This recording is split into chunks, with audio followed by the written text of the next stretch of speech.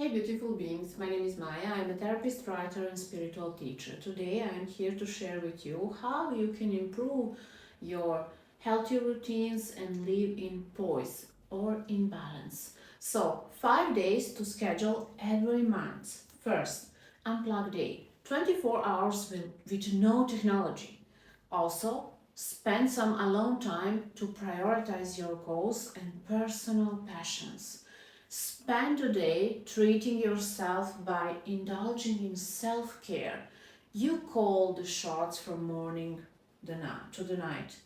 Also, clean, organize, check in on your finances, work on the tasks that you've been putting off, and prioritize your education by taking a course or masterclass or come to Healing Depth program in Rodelben or Mallorca, dive deep into a book or head to your local library. Learning shouldn't stop after graduation.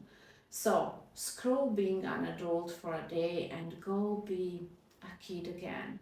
Play outside, get dirty, take a bike ride, go have real fun with friends. And if you found this video helpful, don't forget to like, share with your friends, and subscribe for more insightful content.